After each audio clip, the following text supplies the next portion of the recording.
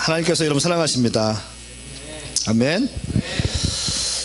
우리 이제 오메가 교회 세븐 비전이 있는데 지금 6번째입니다. 엔타임 처치에 대해서 나눌 거예요. 우리 교회의 비전이 있는데, 비전은 어떤 건물이나 어떤 재정적인 어떤 그런 것의 비전이 아니라 어떤 가치의 비전을 뒀어요. 비전이라는 것은 무엇인가 하면 내 삶과 또 내 젊음과 내 목회 인생을 걸고 반드시 사수해야 될 것 7가지가 오메가 교회 세븐 비전이, 여러분이 가장 먼저 꿈꿔야 될 것, 하여튼간 목숨 걸고 지켜내야 될 것, 우리가 살아가는 동안에 반드시 이것만큼은 붙잡고 보고 싶은 것, 이것이 비전입니다. 오메가 교회 비전은 액트 29 처치, 사도행전 29장을 쓰는 교회, 성령님의 권능이 있는 교회, 프레잉 처치, 기도하는 교회, 원팅 처치, 주님 보좌 한 분만, 보좌에 계신 주님만 바라보는 교회, 오메가 12 처치, 예수님께서 12명의 제자를 세우신 것처럼 우리도 우리 생애 가운데 12명의 제자를 세우는 교회, 밀리터리 처치, 군대와 같이 강력한 교회, 엔타임 처치, 마지막 때를 깨어서 준비하는 교회, 캠퍼스 처치, 캠퍼스 가운데 1000개의 캠퍼스의 교회를 세우는 교회, 이것이 우리 교회의 비전입니다. 오늘은 엔타임 처치, 마지막 때를 준비하는 교회. 굉장히 여러분 신학적으로 민감하게 여러분 좀 받아들이십시오.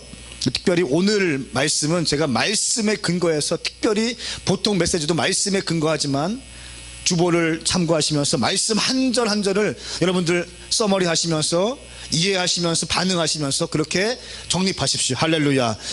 여러분 분별하셔야 됩니다. 목사님이 말씀을 던질 때 믿음으로 택하지만 말씀에서 그러한가 아니한가를 여러분 분별하셔야 돼요. 특별히 종말론에 대해서는 굉장히 중요한 겁니다. 한국 교회가 종말론에 대해서 너무 약해요. 그래서 우리 교회는 건강한 종말론, 성경적인 종말론을 분명히 해서 여러분들이 강력한 그리스도인 되었으면 좋겠습니다. 할렐루야. 말씀을 들어보십시오. 이 말씀은 생명의 말씀입니다. 이 말씀은 능력의 말씀입니다. 이 말씀은 고치는 말씀입니다. 이 말씀은 용서할 수 있도록 도와주는 말씀입니다. 이 말씀은 나를 이해해 주는 말씀입니다. 나를 살리는 말씀입니다. 주님 말씀하시옵소서. 내가 행하겠습니다. 내가 따르겠습니다. 아멘. 때는 1992년도였습니다. 1992년도 10월 28일이었습니다. 한국교회가 난리 나기 시작했어요. 한국에서 난리 나기 시작했어요. 제 친구 한 명이 있었는데, 고등학교 때였는데 갑자기 학교로 안 나오기 시작해요. 친한 친구였는데, 야 너 왜 안 나오냐니까 주님 모신다는 거야. 10월 28일 날. 그리고 그 아이가 학교도 안 나오고 아무것도 안 하기 시작하는 거야. 어디 교회만 가서 사는 거예요. 계속. 그리고 시험이 뭐 중요한 게 있었는데 안 하기 시작하는 거야. 왜? 10월 28일이 이 아이한테는 인류의 마지막이었어요. 그런데 이 아이를 전도한 어떤 선배 형이 있는데, 이 형이, 이 아이가 시험에 들었어요. 야 너 왜 시험에 들었냐? 그러니까 자기를 전도한 이 형이 문학제를 준비하러 바쁘대요. 집에 문학제. 근데 문학제가 11월 중순에 있었던 거야. 그래서 근데 자기를 전도돼서 10월 28일에 주님 오신다고 막 믿고 있었는데, 자기를 전도한 이 형은 11월 달 중순에 있는 문학제를 준비하느라 바쁘다고 하더라고. 그들이 나한테 고민을 얘기하더라고요. 여러분 10월 28일 1992년 10월 28일 예수님 모시고 이 땅의 백성들이 휴가된다는 다미 선교회 등의 시한부 종말론자들이 의해서 한국은 온통 어지러웠습니다. 전도하면서 10월 28일 주님 모신다, 또 여러 가지 뭐 공중 재림하신다, 이런 것들이 있었습니다. 우리 한번 영상을 통해서 그때의 상황을 보도록 하겠습니다. 네, 다음 뉴스입니다. 시한부 종말론자들의 요란했던 어젯밤 자정, 휴거소동이 지나간 교회에는 지금 허탈과 정막만이 크게 자리를 하고 있습니다. 도대체 우리 사회가 언제까지 이렇게 잘못된 믿음에 쉽게 달구어지고 또 미혹이 될 수 있다고 하는 것인지, 이번 일이 특히 기독교계 일대 반성의 계기가 돼야 한다는 지적입니다. 박용찬, 김태권 두 기자가 차례로 보도해드리겠습니다.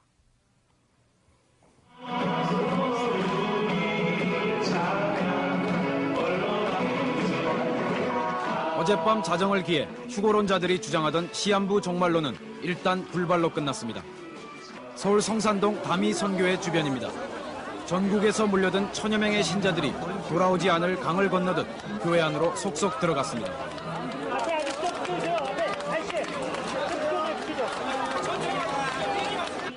외부인의 출입이 차단된 채 곧이어 신자들의 광적인 휴고 예배 장면이 야외용 대형 TV 화면에 나타납니다.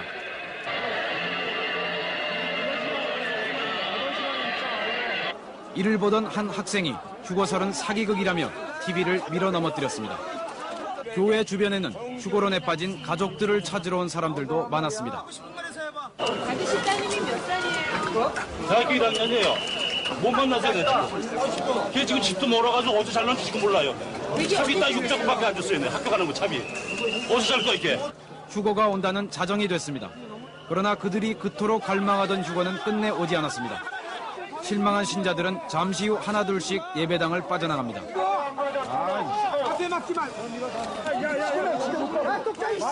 휴고 불발에 대한 신자들의 반응도 가지가지였습니다. 무엇을 부끄러워하겠어요. 예수님이 나의 생명의 주인이고 오실 예수님 기다렸는데 에러가 났으면 또 오실 예수님 기다리면 되는 거 아니겠어요? 부끄럽습니다, 저는. 네. 휴고가 불발하고 난 다음에 예배당한 분위기가 어땠습니까? 신도들은 애써서 태어난 척한 그러한 분위기를 갖는 사람도 있었어요. 열광적인 어젯밤과는 달리 오늘 많은 종말론 교회들이 문을 닫거나 폐쇄된 채 적막감이 감돕니다. 그토록 믿었던 휴고 불발로 인해 이들이 겪어야 될 갈등과 후유증은 클 수밖에 없습니다. 여기에 대해서 교회가 상당히 그 책임의식을 느끼고 이 사람들을 달래고 이 사람들을 포석하고 이 사람들이 바른 종말 이해, 예수님의 재림에 대한 교리를 가르치며 또 그들을 잘 선도해야 되리라고 저는 생각하고 있어요. 그러나 종말론을 신봉하는 교단에서 또 다른 교리 해석을 통해 휴거의 부활을 꾀할 것임에 틀림없습니다. MBC 뉴스 박용찬입니다. 여러분 보십시오. 이런 어떤 10월 28일 시한부 종말론자들에 의해서 한국 사회가 아주 온통 엉망진창이 되었습니다. 이런 이유 때문에 신학교에서도 종말론을 제대로 가르쳐주지 않습니다. 요한계시록에 대해서도 가르쳐주지 않아요. 물론 배우지만 깊이 있게 티칭이 없습니다. 한국교회 가운데 주일 메시지가 요한계시록인 본문 가지고 설교하면 이상하게 좀 바라봅니다. 요한계시록을 좀 읽는다고 하면은 뭔가 이상하게 취급받아요. 하나님의 말씀임에도 불구하고. 성경책 보면 요한계시록에는 너무 깨끗해 다들.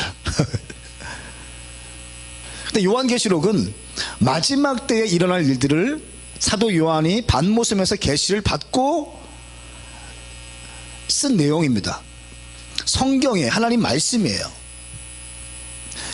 우리 교회에서는 마지막 때에 대한 티칭도 좀 하고 요한계시록 세미나도 하고 이렇게 했으면 좋겠습니다. 아멘. 검증되신 분들, 프린스턴 나오신 분들, 이런 분들 모셔서, 이재하 목사님 이런 분들 모셔서 할 테니까 여러분 좀 배우십시오. 그냥 막연하게 믿으니까 힘이 없는 거예요. 여러분 그 결과가 무엇입니까? 한국교회 종말론에 대해서 가르쳐주지 않기 때문에 마지막 때를 얘기하는 것조차 이제 광신도로 취급받기 시작했습니다. 시한부 종말론자들이나 아니면 사이비 이단쯤으로 생각해요. 요한계시록을 얘기하거나 마지막 때를 외치면 광신도로 취급받거나 어떤 다미 선교회나 뭐 이런 사람들로 취급받는 시대가 되었습니다. 마치 이런 것과 같이 종말론에 대해서 우리 정확하게 이해하지 못하고 사회에서 시한부 종말론자들이 이런 일들을 벌이고 있으니까 한국교회가 경기를 해가지고 종말론에 대해 가르치면 안 돼, 이렇게 된 거예요. 그러다 보니까 종말신앙이 없는 크리스찬들이 힘이 너무 없어요.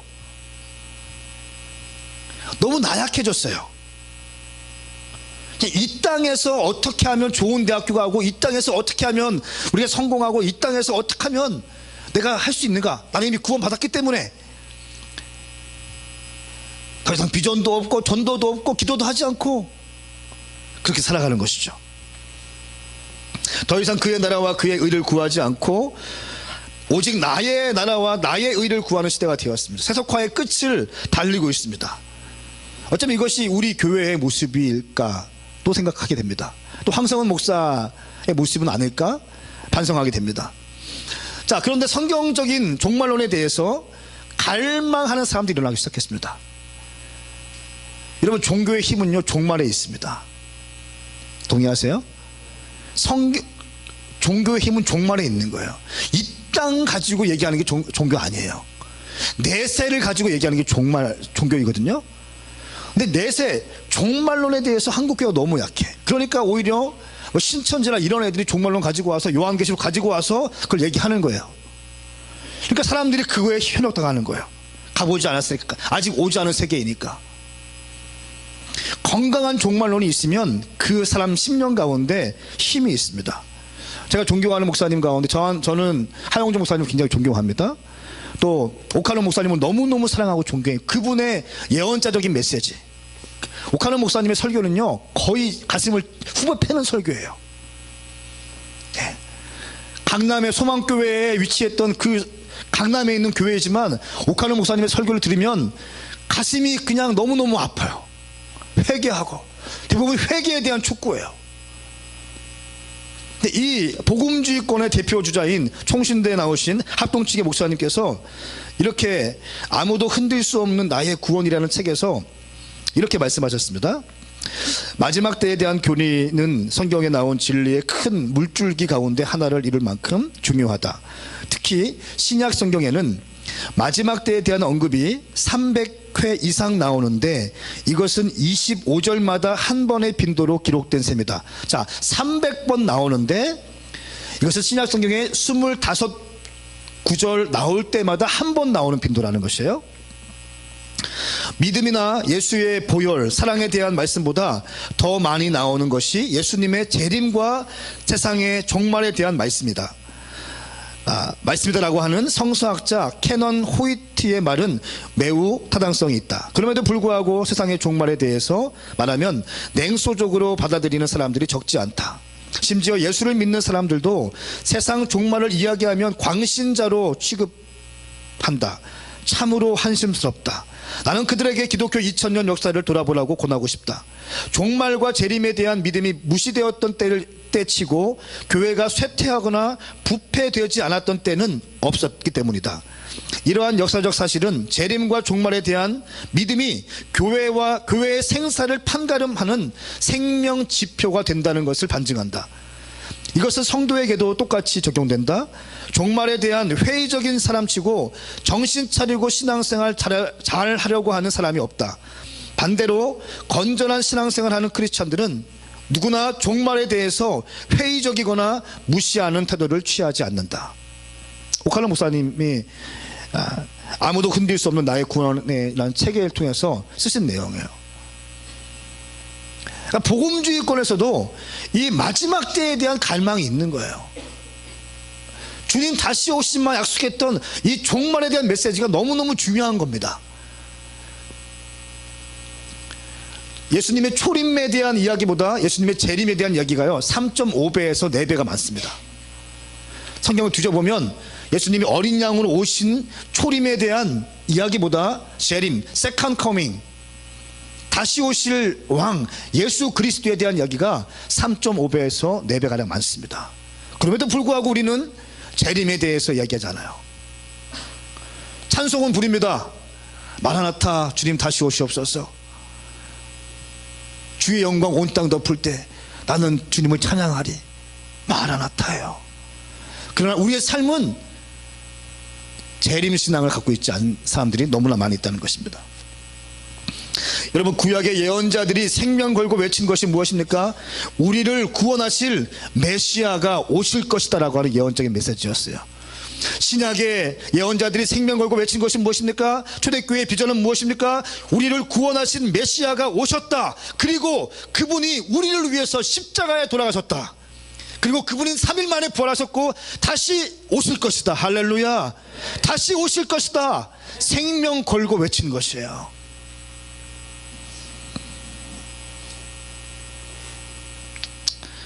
율법적 종교를 버리고 예수를 위해서 바울은 유럽과 중앙아시아와 사마리아를 다니면서 복음을 증거하기 시작했습니다. 결론도 하지 않고 배가 고파도 복음을 증거했고 추워도 복음을 증거했고 맞아도 복음을 증거했고 쉼없이 예수를 증거했습니다. 그가 너를 위해서 십자가에 돌아가셨고 그가 부활하셨고 다시 오실 것이다. 당신은 예수를 믿어야지 살 수 있습니다. 선포한 것이 바로 재림의 메시지였습니다.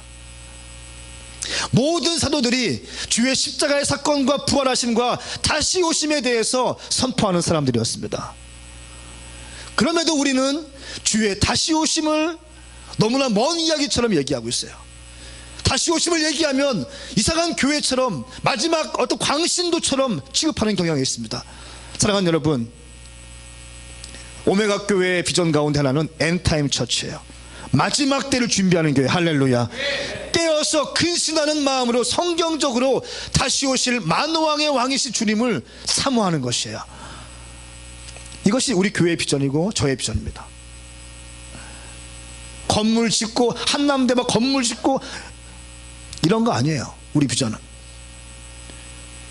한 청년 한 명 한 명 가운데 다시 오실 주님에 대해서 진지하게 묵상하게 하고 다시 오실 예수님을 맞이할 준비하면서 살 수 있도록 만들어가는 거. 100명의 무리보다 한 명의 종말론, 거룩한 성경적인 종말론을 갖고 있는 청년들을 세우고 싶은 거예요. 무리보다 한 명의 마지막 때를 사모하는 예수 그리스도의 거룩하고 순결한 신부를 세우고 싶은 것이에요. 할렐루야. 이것이 우리의 비전이에요. 대가집을 해야지 가능한 거예요. 무리 모으는 건 쉬워요. 프로그램 대충 깔면 돼. CCM 애들 좀 부르면 되고 연예인들 부르면 돼. 애들 그냥 오거든요. 간식 쫙 차려놓으면 돼. 돈 좀 있으면 건물 좀 좋은 거 사가지고 잘 꾸며놓으면 돼요. 대충 알아요, 분위기. 그러면 돼요. 그럼 무리는 형성됩니다. 그런 게 아니라는 거예요. 한국 교회가 왜 힘이 없습니까? 무리가 없어서 그렇습니까? 아니에요. 무리는 많아요. 큰 건물은 많습니다. 하지만 깨어서 신실하게 주의 말씀을 붙드는 사람이 없기 때문에, 다시 오실 주님에 대한 갈망하는 심령이 없기 때문에 나약한 교회가 된 것입니다. 마가복음 13장 35절 말씀에는 그러므로 너희는 항상 깨어있으라. 집주인이 언제 돌아올지, 곧 저녁이 될지 한밤이 될지 새벽이 될지 아침이 될지 모르기 때문이다, 이렇게 나오고 있어요. 마가복음 13장 35절 말씀은 너희는 항상 깨어있으라 얘기하고 있어요. 마가복음 13장 37절 말씀에 내가 너희에게 하는 이 말은 모든 사람에게 하는 말이니 깨어있으라, 이렇게 증언하고 있어요. 자, 보십시오. 내가 너희에게 하는 이 말은 모든 사람에게 하는 말이니 깨어있으라. 여러분 보십시오. 자, 주목하십시오. 어떤 사람한테만 하는 게 아니라 모든 사람에게 하는 말이래요. 목사한테만 하는 게 아니라 오늘 처음 온 사람한테도 하는 말이라는 거예요. 새가족 수료한 사람한테 하는 말이라는 거예요. 무슨 전도사님들, 무슨 목사님들, 여러분 감투 가지고 천국 가지 않습니다. 모태신앙 많죠? PK들 많죠? PK로 구원받지 못해요. 동의하시면 아멘 합시다. 성경이 어디 있어? PK면 구원받느니라. 모태신앙이면 구원받는데 어디 있습니까? 절대 그렇지 않아요. 여러분 깨어 있으십시오. 모든 사람들은 깨어 있어야 합니다. 자, 그럼 마태복음 24장에 나타난 예수님의 종말에 대한 가르침. 저는 오늘 마태복음 특별히 24장과 25장은 종말에 대한 징조와 예수님의 가르침이 나와 있는 장입니다. 특별히 마태복음 24장 말씀을 가지고 여러분과 함께 마지막 때에는 어떤 일이 있을 것인가 살펴볼 것이에요. 여러분 말씀을 잘 따라오십시오. 특별히 오늘은 말씀 중심으로 말씀을 나누고 싶어요. 마태복음 24장 1절에서 3절까지 제자들이 이렇게 질문합니다. 예수님, 세상 끝날에 어떤 일이 있겠습니까? 질문해요. 그러니까 우리 주님께서 4절부터 5절까지 말씀하시면서 자칭 그리스도라고 하는 사람들이 일어날 것이다. 이렇게 말씀하십니다. 4절과 5절 말씀 같이 읽습니다. 시작. 예수께서 대답하셨습니다. 어느 누구에게도 현혹되지 않도록 조심하라. 많은 사람들이 내 이름으로 와서 내가 그리스도다 하고 주장하면서 많은 사람들을 현혹할 것이다. 아멘. 여러분 보십시오. 주목하세요. 마지막 때에 성공하는 비결, 넘어지지 않는 비결 첫 번째는 현혹당하지 않는 거예요. 근데 현혹을 당하는데 어떻게 현혹당하냐면 내가 예수다 라고 하는 말들이 현혹당하는 거예요.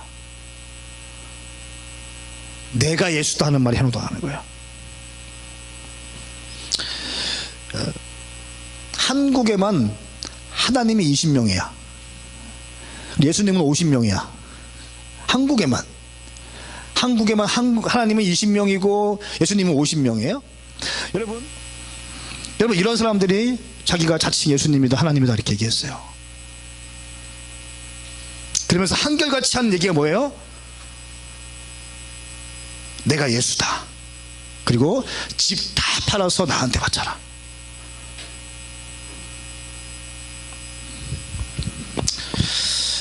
여러분 현혹되지 마십시오. 아멘. 황성은 목사가 누구를 고쳤어. 그죠? 내가 누구 고쳤어. 고쳤는데 그 다음 저의 태도가 주님을 높이지 않으면 여러분 내 옆에 있으면 안 되는 거예요. 아멘. 동의하십니까? 갑자기 내가 우리 교회 막 부흥됐어. 갑자기 어느 날 순간에 내가 선포하는 거예요. 주일 예배 시간에 내가 예수 그리스도시다. 그럼 어떻게 해야 돼요?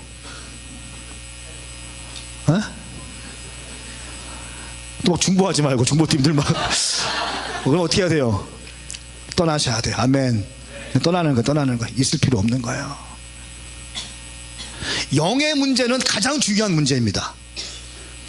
영의 문제는 너무 소중한 문제이기 때문에 여러분 건강한 교회를 찾으셔야 합니다. 자, 그 다음에 24장 6절부터 12절까지의 말씀을 가만히 연구해 보니까 어떤 겁니까? 전쟁의 소식이 있고 마지막 때 징조가 전쟁의 소식이 있고 민족과 나라의 대항이 있고 기근과 지진이 있고 그리스도인들을 사람들이 미워하게 되고 가짜 예언자들이 등장하게 되고 사랑이 식어질 것이다. 이 내용을 말씀하셨어요. 마지막 때 징조, 가짜 예언자들, 나라가 대항하고 전쟁하고 기근이 있고 민족이 대항하고 지진이 있고 가짜 예언자들이 등장하고 사랑이 식어질 것이다. 여러분 요즘 보십시오. 사랑이 있는 사회입니까? 가족 간에도 사랑이 식어지기 시작합니다. 가족의 형제인데도 얘기하잖아요. 방문 닫고 들어가서 뭐 하는지 몰라. 그죠? 방문 닫고 들어가서 그냥 뭐 하는지 몰라. 게임만 해. 계속 게임만. 컴퓨터만 하는 거야 계속. 스마트폰만 하게 되는 것이고 부모님에 대한 존중이 없어집니다. 존경하는 마음이 없어집니다. 질서가 무너지기 시작하는 거예요. 내 생각대로 하면 되지 뭐. 그러니까 여러분 광고가 중요해요. 생각대로 티. 여러분 그거 잘못된 거예요. 가만히 보면 너무너무 잘못된 게 너무 많아. 생각대로 티. 생각대로 하면 되지. 뭐 생각대로 해야 돼? 말씀대로 해야 되지. 그래요 안 그래요? 그래요 안 그래요? 목사님 제 생각에는요. 네 생각은 뭐? 회개하고 와서 얘기해. 은혜 받고 와서 얘기해. 말씀을 충분히 공부하고 와서 얘기해. 할렐루야. 내 생각이라고 하는 이 생각들이요, 세상의 시스템으로 세상의 어떤 변질될 것들로 더러운 것들로 다 묻은 다음에 이게 마치 내 생각인 것처럼 내 생각에는요 이래. 그게 인본주의가 되는 거예요. 그리고 13절부터 14절까지 말씀은 굳게 서 있는 것에 대한 중요성을 말씀하고 있습니다. 우리 13절 말씀 제가 읽어보겠습니다. 그러나 끝까지 굳게 서 있는 사람은 구원을 얻을 것이다. 이렇게 말씀하고 있어요. 굳게 서 있는 사람은 구원을 얻을 것이다. 할렐루야. 미혹당하지 않고 현혹당하지 않고 말씀에 굳게 서 있는 사람은 구원을 얻을 것이다. 굳게 서 있는 것, 홀리오레, 있어야 할 자리에 있어내는 것.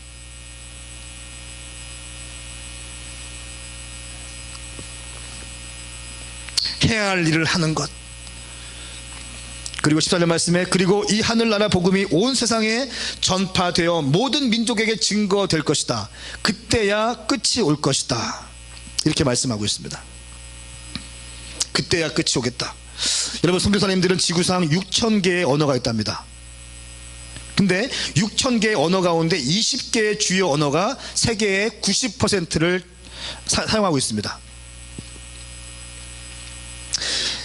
YM, 국제 YM 대표인 로렌 커닝햄과 CCC의 차기 리더인 스티브 더글라스라는 사람이 이렇게 함께 선포했습니다. 모든 민족에게 복음이 전파되는 일이 2020년도에는 끝날 것이다. 이렇게 얘기했어요.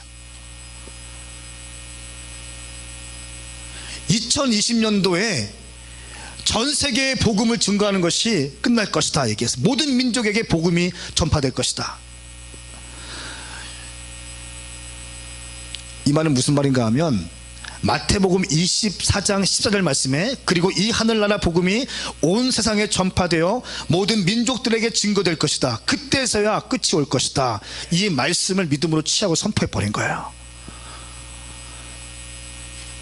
무서운 말씀 아니에요? 이제 14년도인데 20년 되면은 전 세계에 복음이 다 들어가. 그러면 주님께서 끝이라는 거예요. 끝. 그때부터 카운트다운 딱 시작되는 거예요.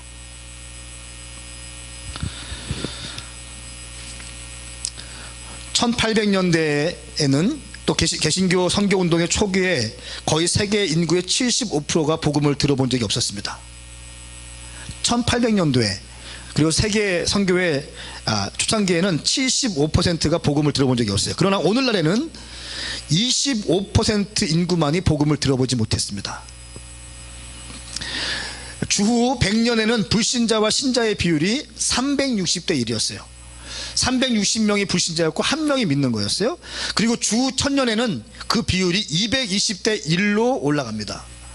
그리고 주후 1500년에는 70대 1로 1% 이상이 돼요. 1900년도에 들어와서 이 비율이 급감해서 25대 1로 됩니다. 그리고 2000년대에는 5대 1로 됩니다. 그러니까 불신자와 신자의 비율이 5대 1인 거예요. 전 세계 20%가 크리스찬이나 어쨌든 예수님 믿는다는 거예요. 진짜건 가짜건 모르겠어요. 그거는 놀라운 속도로 복음화가 되고 있습니다. 자, CCC에서 나온 예수 영화가 있습니다. 지저스 필름이라는 이 영화는 230개국에서 상영이 되었습니다. 262개국, 전 세계 262개국인데 262개국 중에 230개국에서 영화가 상영되었고 이 영화를 통해서 2억 2,500만 명이 예수님을 영접했어요. 2억 2,500만 명. 여러분, 저는 축복합니다. 당신 가운데 영화를 잘 만들기 축복해요. 우리 미디어 팀 지원했다 되는 게 아니에요. 심사가 있어요. 나는 우리 미디어 팀이 영화를 만들었으면 좋겠어요. 한 1시간짜리 영화 만들었으면, 캠퍼스에서 복음을 증거하고 기도해주고 있는데 갑자기 치유돼서 애들이 회복돼서 은혜 받고 기도하고 말씀 선포하고 할렐루야, 이런 영상 만들었으면 좋겠어요. 다큐 영상으로 양아치가 예수쟁이로 바뀌어지는 영상, 1시간만 보면 뒤집히는 영상 잘 준비해놔야 돼. 치유받는 영상들 다 찍어놔야 돼. 딱딱딱 미스해서 만들면 되는 거야. 오메가 필름 프로듀서 권원주, 에드워드 권 하면 되는 거야. 지저스 필름이라는 영화가 CC에서 만들었는데 2억 5천만 명을 예수님께 돌아오겠다는 거예요. 영화 한 편에 2시간짜리 영화 한 편 통해서 어마어마한 거예요. 저는 우리 미디어팀 가운데 기름 부으심 이렇게 축복합니다. 기름 부으심 이렇게 축복합니다. 네. 그러므로 영상은 하나하나 만들 때 섬세해야 돼요. 스타워십 만들 때, 홍보영상 만들 때 감성을 터치하지 않습니까? 반지가 땡 하는 순간 가야겠다, 그 마음 들지 않습니까? 미디어가 미디어의 힘이에요. 미디어.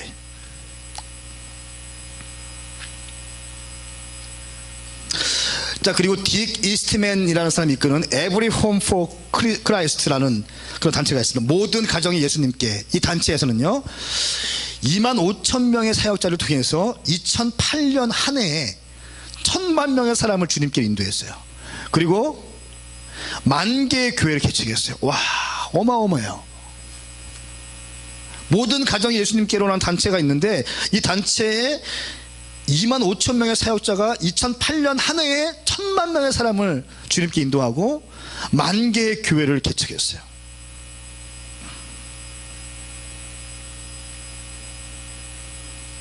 여러분, 가슴 뛰지 않아요? 지금 우리가 살고 있는 시대가 이런 시대에 살고 있습니다, 여러분. 성경은 2,000개의 언어로, 이것은 전 세계 인구가 98%가 사용하고 있는 언어입니다. 번역된 상태입니다. 98%가 번역되어 있는 거예요. 2,000개의 언어로 성경이 번역되어 있습니다, 지금 이미.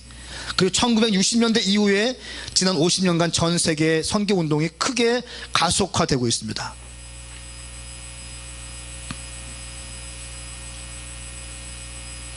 그리고 하루에 기독교인들이 3만 명이 주님께 나오고, 평균적으로 하루에 3만 명이 주님께 나오고 있어요. 전 세계적으로 이런 통계를 가지고 있습니다. 그러니까 한쪽에서는 한국 교회는 낙하고 병들고 있고 너무너무 세속화되고 있고, 그런데 남미나 여러분 가보십시오. 가면 주님을 위해 삶을 드리기로 결정해요. 남아공이나 이런 데 가면요, 주님을 위해서 불살라. 이게 열방을 여러분 좀 다니셔야 돼요. 가셔야 돼요. 가서 좀 보시라는 거예요. 어떻게 주님께서 인도하고 계신가.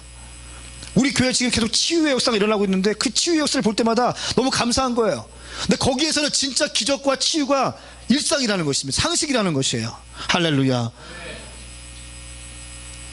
사역자들과 그 전체 마을을 통치하는 그 무당과 대결해서, 파워 대결해서 그냥 한마디에 꼬꾸라지고, 무당이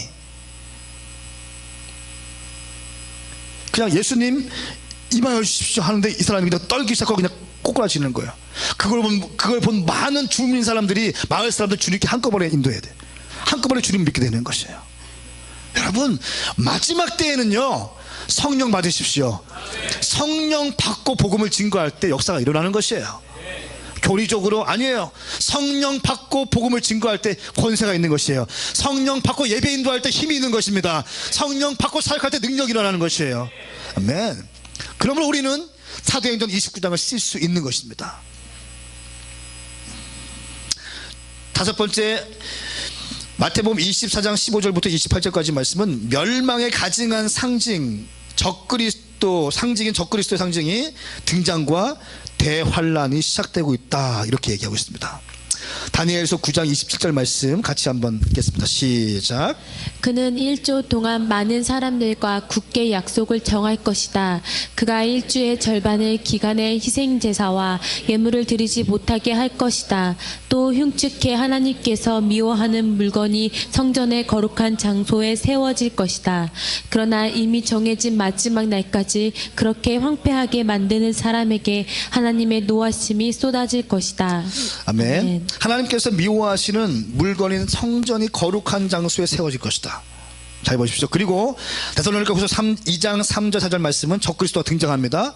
제가 읽겠습니다. 아무도 여러분을 어떤 방식으로든지 속이지 못하게 하십시오. 이는 먼저 배교하는 일이 발생하고 불법의 사람 곧 멸망의 아들이 나타나지 않는 한 그날은 오지 않을 것입니다. 보십시오.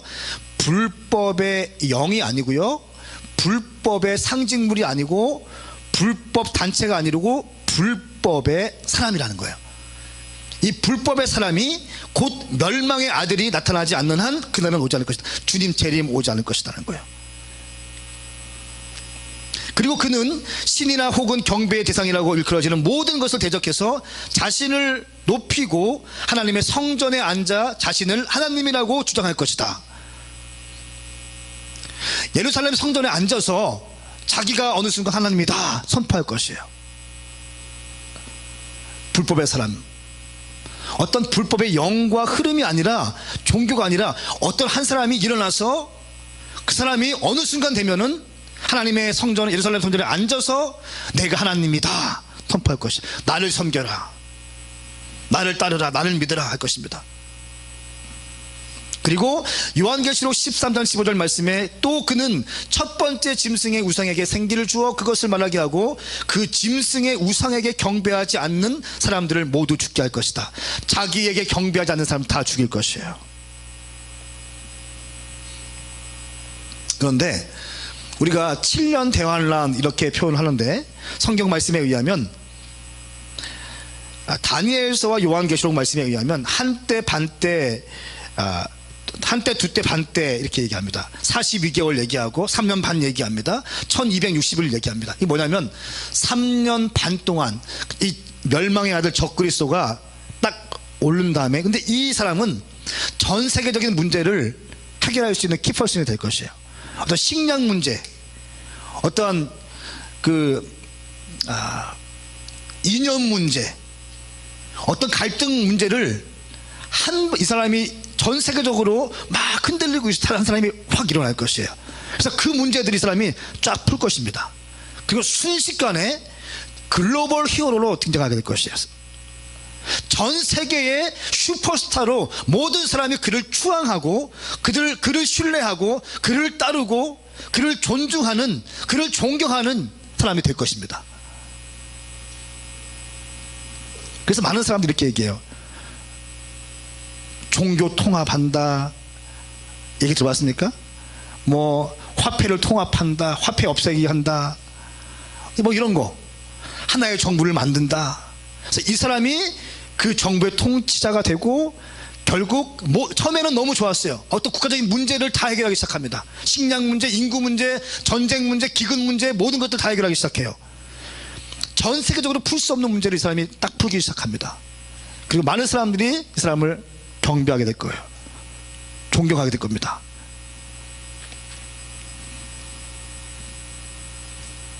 자, 그런데 다니엘서 7장 25절 말씀, 그는 높고 높으신 분께 거만하게 대항해 큰 소리치며 높고 높으신 분의 백성들을 억누를 것이며 때와 법을 바꾸려고 할 것이다. 하나님의 백성들은 한때 두때 반때 동안 그 왕의 손에 넘겨질 것이다. 한때 두때 반때 3년 반 동안 그 왕에게 고난당할 것이다 라는 거예요. 처음에는 너무 좋았어요. 전 세계 평화의 상징으로 이 사람이 등장할 것입니다. 그러나 3년 반이 지난 어느 시점에서 가면을 싹 벗을 것이에요. 그리고 나를 경배하지 않으면 다 죽일 것이에요. 나를 경배하지 않은 사람들은 밥도 못 먹고 병원도 못 가고 압박할 것입니다. 요한계시록 11장 3절 말씀, 내가 내 두 증인에게 권세를 줄 텐데 그들은 굵은 벼옷을 입고 1260일 동안 예언할 것이다. 1260일 동안. 요한계시록 13장 5절 말씀, 짐승은 오만하고 하나님을 모독하는 말을 할 입을 받았고 42개월 동안 활동할 권세를 받았습니다. 42개월 동안 3년 반 동안 합법적으로 활동할 권세를 받는 거, 하나님으로부터. 3년 반 동안 42개월 동안 자기가 마음껏 할 수 있도록 하나님께서 허락해 놓은 거예요. 다 죽이고 뭐 어떻게. 그때 적그리스도에게 경배하지 않아야 된다는 거야. 그때 무릎 꿇지 않아야 된다는 거야. 근데 그때 무릎 꿇지 않기가 쉽지 않다는 거예요. 왜? 다 죽이기 때문에. 히브리서 11장 말씀 나중에 보면은 믿음의 사람들 얘기 나오는데 톱으로 썰리고 죽어가고 이런 것들이 있을 것이에요. 고문당하고 학대당하고. 3년 반 동안 자기를 경배하지 않는 사람들을 찾아가서 다 죽일 것이에요. 한 방에 죽이는 것이 아니라 고문하면서 서서히 죽일 것이에요. 이것이 대환란이에요. 대환란. 42개월 동안 활동할 권세를 받았습니다.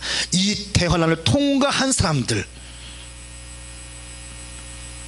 여러분, 그러므로 제가 그래서 엔타임 처치를 꿈꾸는 건 뭐냐면요, 마지막 때 그 대환란을 통과할 수밖에 없어요.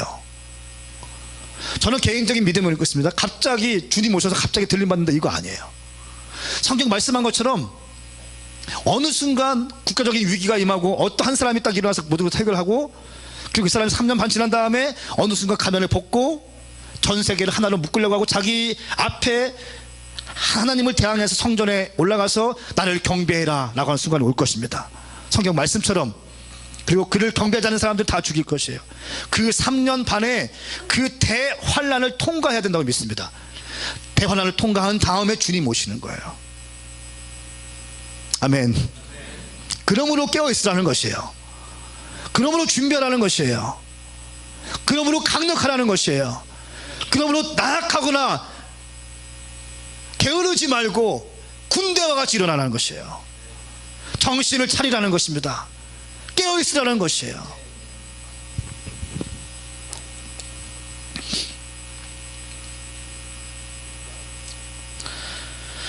자, 그리고 마태복음 24장 29절 31절까지 말씀 어떻게 됩니까? 자, 모든 것이 다 한 다음에 29절부터 31절까지 말씀 같이 읽겠습니다. 시작. 그 환난 날의 날들이 끝나자마자 마태복음 24장 29절부터 31절까지 같이 읽습니다. 시작. 그 환난의 날들이 끝나자마자 해가 어두워지고 달이 빛을 내지 않을 것이며 별들이 하늘에서 떨어지고 하늘의 세력들이 흔들릴 것이다. 그때 인자의 표적이 하늘에 나타날 것이고 세상의 모든 민족이 통곡할 것이다. 그들은 인자가 능력과 큰 영광 가운데 하늘에 구름을 타고 오는 것을 보게 될 것이다. 아멘. 아멘. 자, 그 환란의 시즌이 끝나면 주님께서 다시 오시는데, 주님께서 우리가 주님을 어디서 만나요? 질문할게요. 어디서 만나요? 이 땅에서 만나요? 한국에서 만날까요? 오전동에서? 어디서 만나요? 성경 보십시오. 공중에서 만난다고 나와 있어요. 공중에서.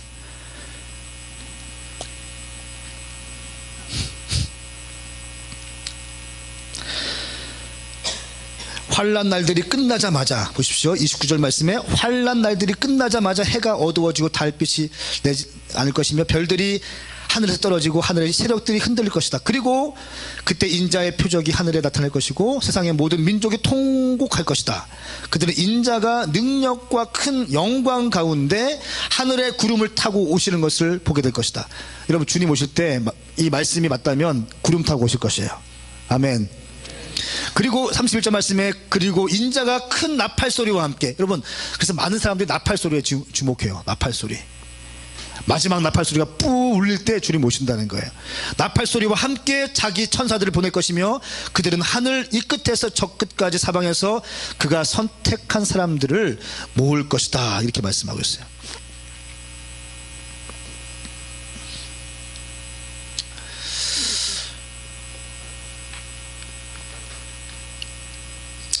살전 4장 16절 17절 말씀에 주께서 호령과 천사장의 소리와 하나님의 나팔소리, 보십시오. 하나님의 나팔소리 함께 친히 하늘에서 내려오실 것인데 그리스도 안에서 죽은 사람이 먼저 일어나고, 나팔소리와 함께 주님 오실 때 어떻게 된다? 무덤에 있는 죽은 사람들이 먼저 일어난다는 것이, 우리가 먼저 가는 것이 아니라 죽은 사람들이 먼저 일어나고 그 다음에 우리 살아남아 있는 사람들이 대환란 3년 반 동안을 통과한 사람들이 그와 함께 구름 속에 들려 올라가, 구름 속으로 들려 올라가서, 그렇죠? 휴거되어서 공중에서 주를 만나게 될 것입니다. 공중에서 주를 만나는 거예요.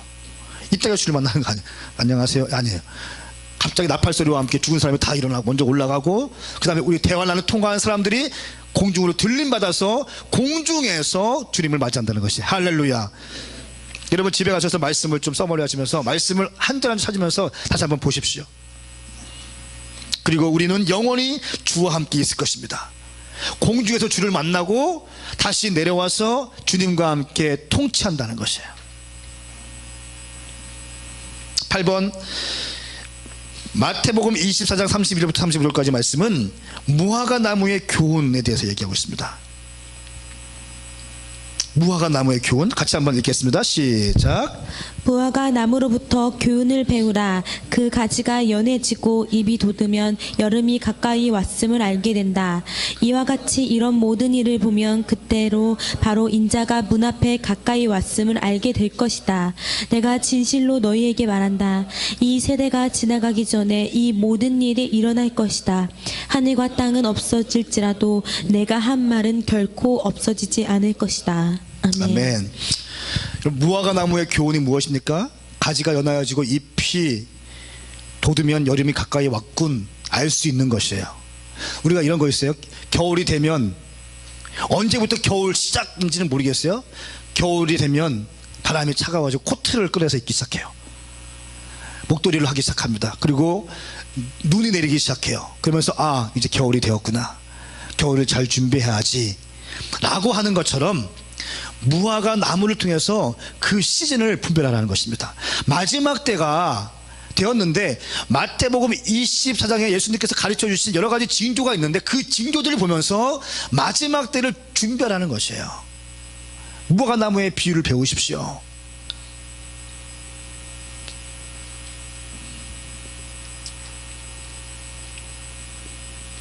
시간과 일시는 우리는 알 수 없습니다.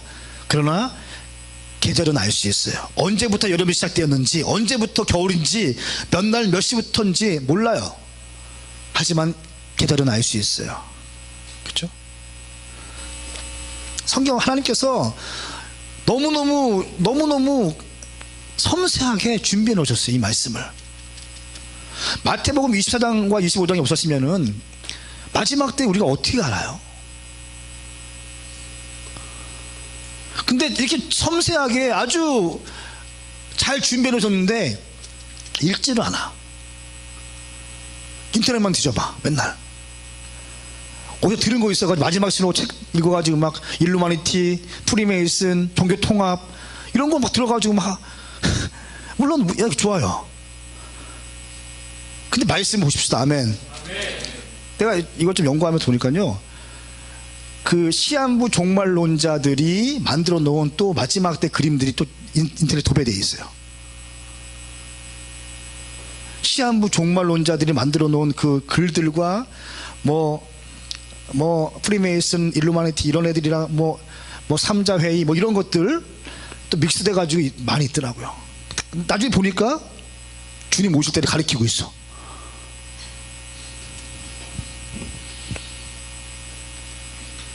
주님께서 이렇게 말씀하십니다. 36절부터 44절까지 말씀을 통해서 누구도 재림의 때를 알 수 없다라고 말씀하세요. 이 36절부터 44절까지 말씀 가운데 4번씩이나 아무도 알 수 없다라고 말씀하고 있습니다. 36절 말씀 시작. 그 날짜와 그 시각은 아무도 모른다. 하늘의 천사들도 모르고 아들도 모른다. 오직 아버지만 아신다. 아멘. 아멘. 모르고 모른다. 오직 아버지만 아신다. 천사도 몰라. 천사. 미가엘 천사도 몰라. 아무도 몰라. 영적인 그 아무리 신통방통하고 순간이동하고 불을 쏘고 이런 천사도 몰라. 근데 이장님은 어떻게 알까? 심지어 아들도 모르는데 예수님도 모르신대. 근데 이장님은 어떻게 하냐고. 왜 속냐고. 가슴이 아픈 거예요. 42절 말씀. 그러므로 너희는 깨어있으라. 너희 주께서 어느 날에 오실지 알 수 없기 때문이다. 또 말씀하세요. 알 수 없기 때문에 깨어있으라. 43절 말씀. 그리고 이것을 명심하라. 만약 한밤에 도둑이 몇 시에 올 줄 알았다면 집주인은 깨어있다가 도둑이 들어오지 못하게 했을 것이다. 44절 말씀. 그러므로 너희도 준비하고 있어야 된다. 생각지도 않은 시간에 인자가 올 것이기 때문이다. 아무도 모른다고 말씀 4번씩이나 비유하고 있습니다. 마치 그때는 노아의 홍수 때처럼 갑자기 홍수가 올 것이고 노아의 방주 안에 있는 사람들만 구원받았던 것처럼 너희들이 깨어있는 사람들만 구원받을 것이다 말씀하고 있는 거예요. 도둑의 비유를 말씀하고 있습니다. 밤에 잘 때 도둑이 몰래 조용히 오는 것처럼 인자의 오문도 그렇게 조용히 올 것이다. 그리고 45절부터 51절까지 말씀. 선하고 지혜로운 종과 악하고 어리석은 종을 비교하십니다. 마지막 때를 준비시키는 종들과 그렇지 않고 허황방탕하게 그냥 뜬구름 잡게 만드는 종들을 비교하십니다. 사역자들 잘 들으십시오. 마지막 때를 준비시키십시오. 괜히 분위기만 하지 말고 마지막 때를 준비시키는 사역자 되십시오. 아멘. 진짜로 사역 청년들을 마지막 때를 준비시킬 수 있는 어떤 시한부 종말론자 이런 게 아니라 성경적으로, 아멘, 근신하고 깨워서 기도하며 말씀 보며 겸손하고, 할렐루야. 저는 우리 교회가 이랬으면 좋겠어요. 막 치유당하고 막 치유되고 병고침 받고 막 했는데 사람들이 와서 보면은 교회 분위기가 너무 좋은 거야. 너무 따뜻해. 안녕하세요. 안아주고. 근데 예배 시작하면 막 장난 아닌 거야. 막 나도 예배하기 전에 김요셉 형제의 기도 소리를 내 방에 들으면 이게 좀 힘들 때가 있어. 너무 세. 너무 세. 막 하는데 뭐 너무 세. 막 불신자가 들으면 저거 보고 무슨 생각 들까? 사이비 집단이라고 보지 않을까? 그런데 알거든요. 나는 얼마나 잘 준비되고 있는지, 주님을 사모하는지 알거든요. 우리 교회가 이랬으면 좋겠어요. 귀신도 쫓고 질병도 쫓고 다 하는데 개인적으로 만나면 너무 겸손한 거야. 예수님 너무 사랑하는 게 눈에 보여. 건방 떨고 막 내가 병 고치고 내가 예언을 하고 내가 환상을 보고 내가 하나님 마음을 알거든. 내가 주의 눈빛을 만났거든. 내가 보좌에 올라갔거든. 건방 떨어가지고 막 해가지고 근데 뭐 so what? 어쩌라는 거야? 예? 어쩌라는 거예요? 나는 우리 교회 그렇게 안 했으면 좋겠습니다. 아멘. 병도 고치고 귀신도 쫓고 예언도 하고 방언도 하지만 겸손하게 주의 말씀 앞에 엎드리고 할렐루야. 겸손하게 권위에 순복하고 아멘. 말씀을 사모하고 끊임없이 기도하고 겸손하게 전도하고 이랬으면 좋겠어요.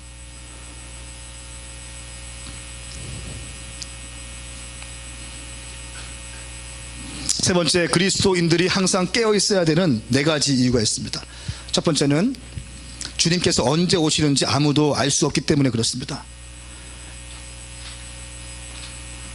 그 마태복음 24장 36절 말씀에 그 날짜와 그 시각은 아무도 모른다. 하늘의 천사도 모르고 아들도 모른다. 오직 아버지만 아신다. 할렐루야. 모르고 주님만 아시는 거야. 모르고 아버지만 아시는 것이 할렐루야. 황 목사가 그걸 알 수 있어요 없어요? 몰라요. 갑자기 내가 40일 금식한 다음에 갑자기 선포하는 거예요. 또 주님이 2014년도 내 생일날 8월 20일 날 오실 것이다. 어떻게 해야 돼요? 교회 떠나야 돼요. 아멘. 아멘. 잘 돌봐주세요.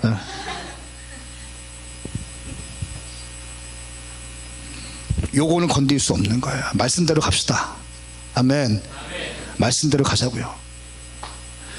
근데 요거를 못 가르쳐가지고 마지막 때는 못 가르쳐. 사람들이 요거를 못 가르쳐. 요거를 못 잡아가지고 마지막 때에 가르치기 너무 힘들어해.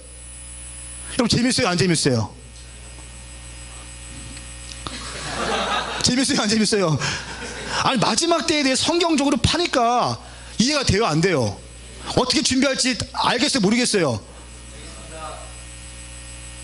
좋은 거예요 마지막 때 가르치면. 24장 42절 말씀에 그러므로 너희는 깨어있으라. 주께서 어느 날에 오실지 알 수 없기 때문에 깨어있으라. 마가복음 13장 33절 말씀 크게 읽읍시다. 시작. 정신을 바짝 차리라. 항상 깨어 있으라. 그때가 언제 올지 알지 못하기 때문이다. 아멘. 아멘. 성경 재밌습니다. 정신을 바짝 차리래요. 제발 정신을 바짝 차려. 셀리더들. 아멘. 아멘. 삐지들 말고. 여러분 정신 차릴 시간도 없는데 어떻게 삐질 시간이 있어요? 따라합시다. 삐지지 말자. 삐지지 말자. 그냥 달린다. 아멘. 정신을 바짝 차리라. 항상 깨어있으라. 그때가 언제 올지 알지 못하기 때문이다. 마가복음 13장 37절 말씀에 내가 너희에게 하는 이 말은 모든 사람에게 하는 말이니 깨어있으라. 여러분 언제 오실지 모르기 때문에 우리가 깨어있어야 되는 것입니다. 두 번째는 준비된 상태에서 주님을 맞이해야 되기 때문에 깨어있어야 돼요. 손님을 맞이할 때도 방문하는 손님이 좋아할 만한 음식들을 준비합니다. 예수님을 맞이할 때도 예수님이 좋아하는 것들을 준비하십시오. 뭐예요? 영적인 것입니다. 뭘 좋아하시겠어요? 말씀과 기도를 좋아하십니다. 우리가 한 영혼들을 전도하시기를 좋아하십니다. 왜냐하면 예수님께서 십자가에 돌아가신 목적은 영혼을 구원하시기 위해서 돌아가셨기 때문에 한 영혼이 천하보다 귀한 것이에요. 여러분이 전도하고 여러분들이 할 때에 주님 기뻐하시는 것입니다. 그러므로 새 가족들이 올 때 여러분 잘 섬겨내십시오. 새 학기가 시작되고 신입생들이 들어올 때 전도해내십시오. 아멘. 아멘. 전도해내야죠. 전도해서 마지막 때를 가리키고 깨워서 근신하게 만들고 하루에 적어도 하루 이상 교회 와서 기도하게 만들고 말씀 보게 만들고 마지막 준비시켜야죠.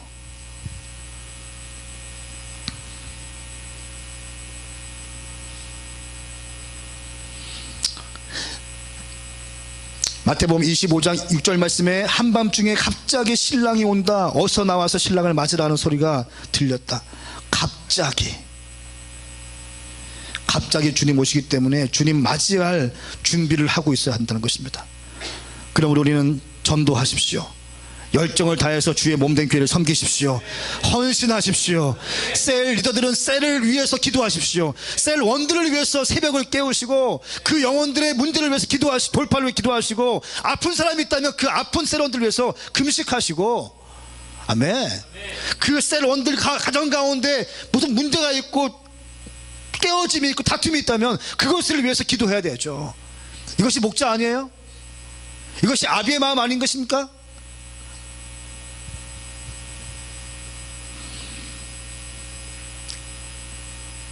세 번째, 결정적인 순간을 놓치면 모든 것이 허사이기 때문이다. 결정적인 순간이 있어요.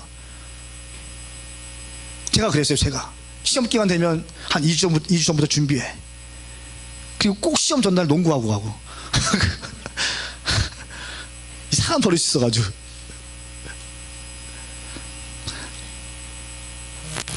열심히 공부하십시오. 여러분 한경호 열심히 공부하세요.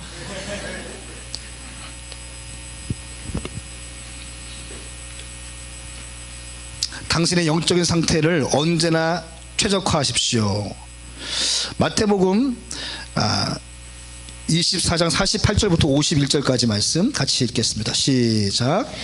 그러나 그 족이 악한 마음을 품고 생각하기를 내 주인은 아직 멀리 있다라고 하며 함께 일하는 다른 종들을 때리고 술 좋아하는 친구들과 어울려 먹고 마신다며 종이 미처 생각지도 못한 날에 그리고 알지도 못한 시각에 그 종의 주인이 돌아와 그 종을 처벌하고 이선자들과 함께 가두리니 그들은 거기서 슬피 울며 이를 갈 것이다. 아멘. 여러분 우리가 왜 결정적인 순간을 놓치냐면 오래 기다리다가 지쳤기 때문에 그래요. 오래 기다리다가 지치기 때문에 아직 안 오시네.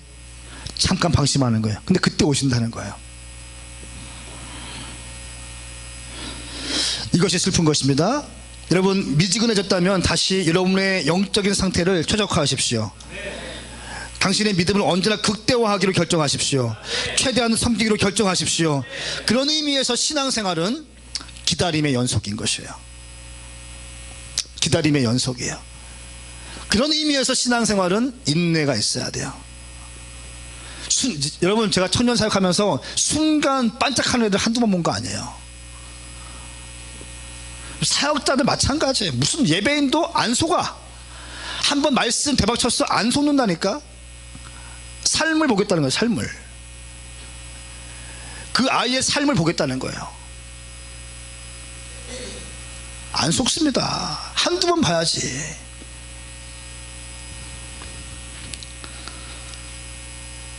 인내하는 것입니다.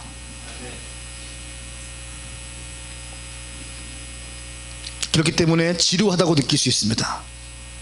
신앙생활이 지루할 수 있어요. 그렇기 때문에 인내가 필요하기 때문에 기다림이기 때문에 인내가 필요하기 때문에 지루할 수 있습니다. 그러나 그 지루함을 즐기는 법을 배우셔야 돼요. 그것은 주님을 사랑할 때만 가능한 거예요. 주님을 사랑하면 즐겁게 돼요. 그냥 혼자 앉아가지고 말씀 보는 게 감상 그냥 기뻐요. 혼자 앉아서 아무도 없는 예배당에 혼자 앉아가지고 말씀 보고 있는데 갑자기 눈물 나오기 시작하는 거예요. 이런 것들은 경험해보지 않으면 아무리 설명해도 안 됩니다. 여러분 우리 교회는 이런 교회 될 것입니다. 저는 절대로 목회적 기준을 낮추지 않을 거예요. 그 누가 와도 장로님들 건물 황 목사님 저한테 10억 있습니다. 10억 드릴 테니까 건물 안에 지으시죠. 그럼 제가 어떻게 할 것 같아요?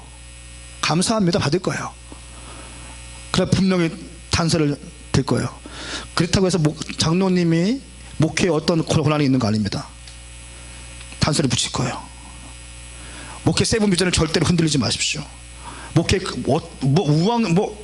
그냥 열심히 기도만 해주시면 됩니다. 이렇게 할 거예요. 아멘. 누가 뭐라고 해도 기준을 낮출 생각 없다는 거예요. 왜? 이 교회가 세워진 목적은 뭐예요? 본질적 교회, 마지막 때 전략적인 모델 교회에 대한 부르심이 있는 교회이기 때문에 청년들을 강력한 주의 군사로 무장하기 위해서 주님께 받은 비전들을 가지고 나가는 교회이기 때문에 그 비전들을 양보할 수 없다는 것입니다. 그리고 여러분이 더 훈련되셔야 돼요. 그렇기 때문에 쓰임받기 위해서는 준비된 사람만 쓰임받을 수 있어요. 그냥 무리 가운데 있는 사람들은 죄송합니다. 열심히 예배생활 하십시오. 하지만 쓰임받기 힘들 것이에요. 우리 교회에서는 쓰임받기 위해서는 훈련을 받으시고 기도하시고 포로노 라이프 스타일, 선두주자들 라이프 스타일이 있어요. 담임 목사부터 밑에 있는 목회팀 인턴들까지 하루에 3번 예배했나 안 했나 체크하는 게 있습니다. 예배팀들 오메가 밴드 안 속겠다니까요. 한순간 반짝하는 거 라이프 스타일 있어요. 하루에 1시간 반씩 예배해나가는, 하루에 1시간 반씩 주님께 엎드리고 예배하라는 것이에요. 아멘. 이렇게 예배하는 사람들이 예배할 때 하늘문이 열리는 거예요. 아멘. 이럴 때 교회가 견고한 교회로 진행할 수 있는 것입니다. 히브리서 3장 14절 말씀에 이는 우리가 처음에 확신한 것을 끝까지 굳게 잡으면 그리스도와 함께 나누는 사람들이 되기 때문입니다. 할렐루야. 끝까지 굳게 잡으면, 인내함을 가지고 끝까지 거룩한 정렬하게 되면, 홀리어레 있어야 할 자리에 있는 것, 교회가 있어야 할 자리에 있는 것, 교회가 해야 될 일을 하는 것, 교회가 할 말을 하는 것, 교회가 가야 될 곳을 가는 것, 끝까지 하면 함께 나누는 사람이 될 것입니다. 그리스도와 함께 나누는 사람이 될 것이기 때문에 그렇습니다. 네 번째는 그리스도의 신부된 교회가 외쳐야 할 노래가 있기 때문입니다. 22장 요한계시록 22장 20절 말씀에 이 모든 것을 증거하신 이가 말씀하십니다. 참으로 내가 속히 갈 것이다. 선포하십니다. 주님의 반응, 말씀에 우리의 반응, 아멘 주 예수여 어서 오시옵소서. 이것이 우리의 반응이 되어야 됩니다. 이것이 우리가 불러야 될 노래인 것이에요. 우리가 흔들 깃발이 무엇입니까? 주님께서 나를 위해 십자가에 돌아가셨다. 그는 3일 만에 부활하시고 승천하셨다. 다시 오셨다는 것이죠. 다시 오실 것이라는 겁니다. 이 깃발을 흔드십시오. 그 주님 아멘 주 예수여 다시 오십시오. 이 노래를 부르는 것입니다.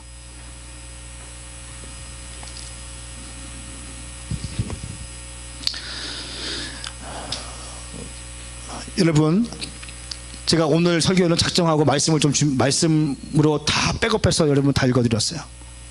결정은 여러분들이 하시면 됩니다.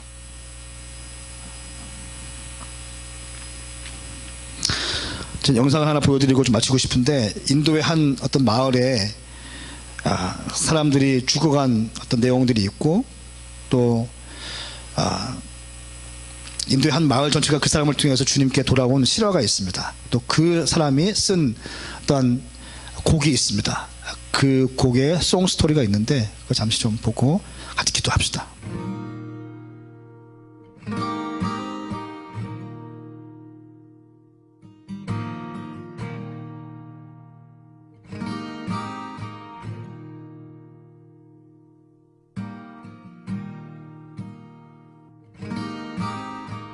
There's a true story of a small village in India. And in this village, there was this family that came to a saving faith in Jesus Christ as Savior and Lord. This agitated the village so much, and everybody became so upset that an angry mob gathered and shoved them into the public square. The village chief confronted them, and he said to the man, "If you and your family will not recant your faith, you all will surely die." The man didn't know what to say or what to do. And so the only thing that came to mind for him were the words of a song that he himself had composed when he had first surrendered his life to God.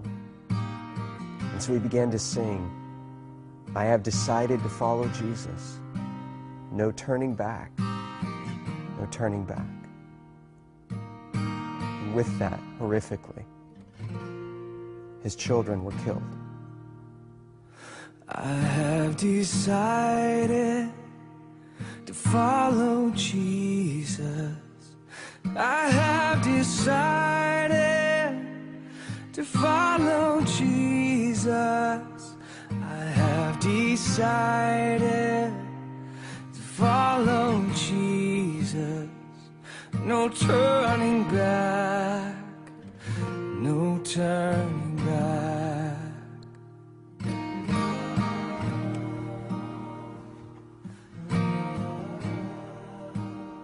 He was given another chance, this time with his wife's life on the line.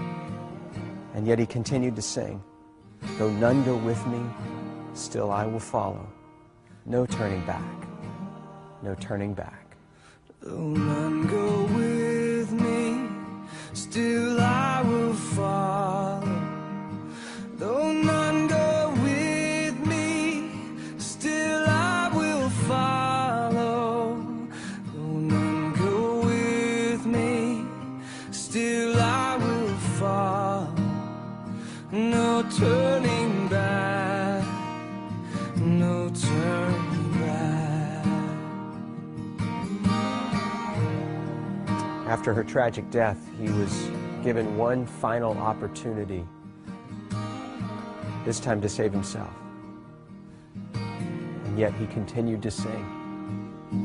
Cross before me, the world behind me. The cross before me, the world behind me. The cross before me, the world behind me. No turning back, no turning back.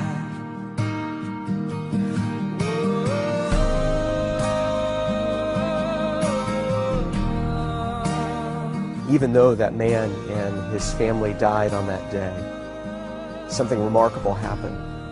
A seed was planted in the heart of that village chief, a seed that began to grow over time, and eventually he called the community together in that very same neighborhood, in that very same square, and he renounced his former faith and declared his allegiance to Jesus Christ.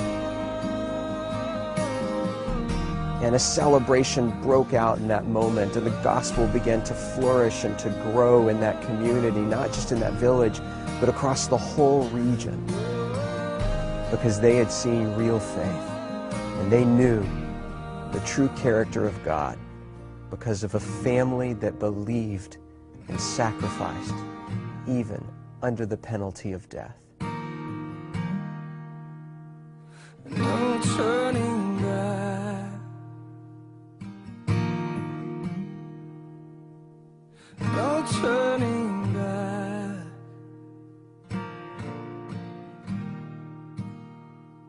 No turning back.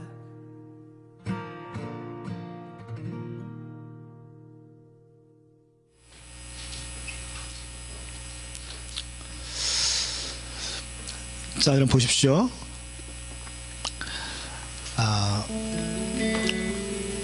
마지막 때에 대해서 이 마태복음 24장 말씀을 제가 티칭하는 이유는 정신을 차리고 깨어 있어야지 여러분들이 살 수가 있어요. 그런데 정신을 차리고 깨어 있는다는 것은 대가 지불하겠다는 거예요. 내 기분이 나쁘지만 기도의 시간을 지켜내는 것.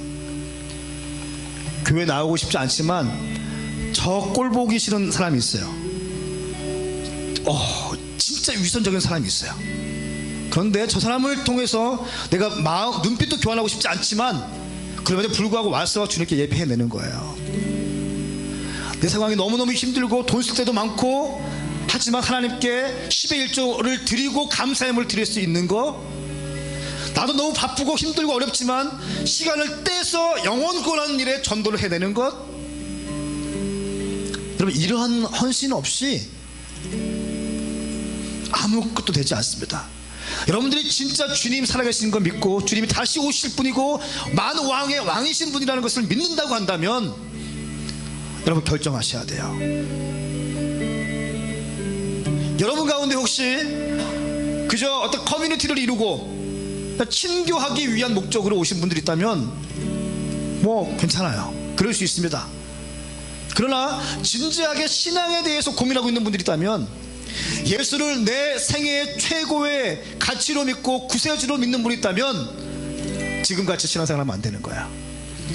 삶을 드려야 돼요. 삶을 드린다는 것은 희생하는 것을 의미하는 거예요. 내 가족이 다 죽어간다 할지라도 돌아서지 않는 거예요. No turning back.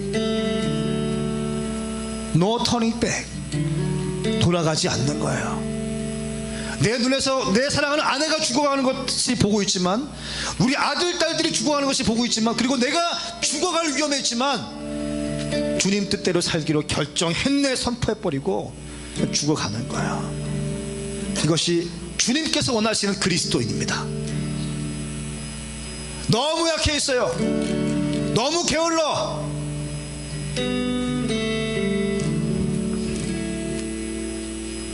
나는 우리 오메가 교회가 성경적인 종말론에 입각해서 말씀하신 것처럼, 깨어있으라고 하신 것처럼 300번의 외침 가운데 마지막 때를 준비하는 300번의 외침을 가슴속에 받아들고 말씀적으로 겸손하게, 어떤 시한부 종말론 이런 차원이 아니라 주님을 사모하는 마음으로, 애타는 심령으로 캠퍼스에 들어가서 복음을 전도하고 주님께 기도하고 주의 킹덤을 위해서 간구하고 주님께 심고, 물질로 심고, 시간으로 심고, 젊음을 들여버리고, 이런 교회가 되었으면 좋겠습니다. 이런 교회가 되길 축복합니다. 그런 셀이 나올지어다. 그런 셀리더가 나올지어다. 그런 사역자가 될지어다. 오메가 교회 일어날지어다. 일어나서 주님을 위해 드릴지어다. 더 이상 양다리 걸치지 마세요. 양다리는 없습니다. 설교할 만큼 했고 티칭할 만큼 했어요. 결정하시면 돼요. 다 함께 일어나시겠습니다. 일어나서 우리 인도 마을을 복음화시킨 한 무명의 사역자, 평신도 사역자도 아니에요. 무명의 그리스도인, 이 무명의 그리스도인이 했던 이 찬양을 부르시면서 우리의 신앙을 좀 고백합시다. 예배팀 싱어도 나와주세요.